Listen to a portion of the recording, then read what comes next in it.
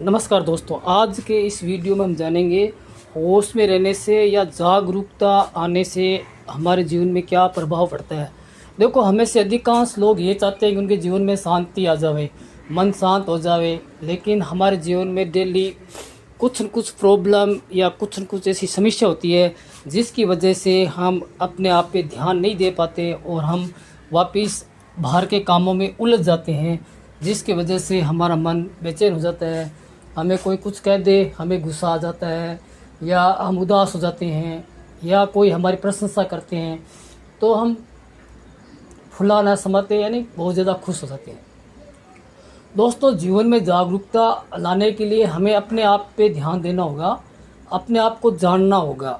जब तक हम अपने आप को नहीं जान पाएंगे, अपने मन को नहीं जान पाएंगे, तब तक हमारे जीवन में कोई बड़ा परिवर्तन नहीं आएगा। हम रोज़ सोचते हैं कि सुबह उठकर एक्सरसाइज करेंगे, एक्सरसाइज करने से बहुत सारे फ़ायदे हैं, ये बात हम अच्छी तरह से जानते हैं, लेकिन हम एक्सरसाइज नहीं कर पाते, हम आलस्य कर देते हैं। तो आलस्य क्या है? आलस्य मन की एक प्रवृत्ति है। मन हमेशा हमें रोकता है या हमें उन कामों को करने देता है जो हमारे लिए फ़ायदेमंद नहीं है। जैसे जिन लोगों की नशा करने की आदत पड़ चुकी है, तो अब वो नशा छोड़ नहीं पाते क्योंकि मन उसका आदी हो गया। मन तभी काम करेगा जब उसको वो चीज़ मिलेगी।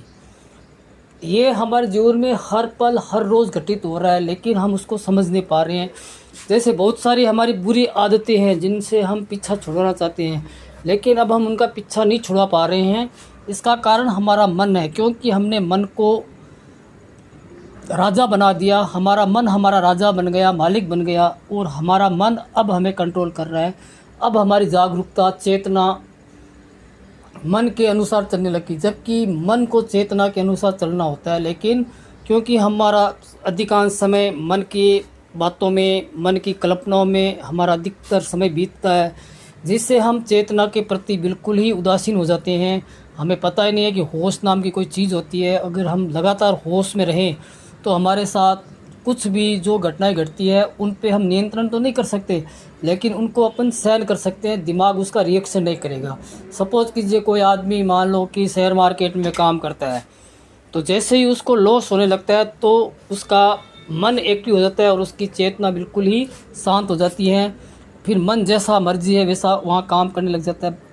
उस आदमी को, उस ट्रेडर को होश तब आता है जब मार्केट क्लोज हो जाता है। जब तक मार्केट क्लोज नहीं होता तब तक वह मार्केट के ट्रैप में फंस जाता है। तो उसका फंसने का कारण मार्केट नहीं होता है, उसका मन ही होता है, क्योंकि वो मन की वजह से फिर वो कुछ भी कर सकता है। जैसे हम बेहोश हो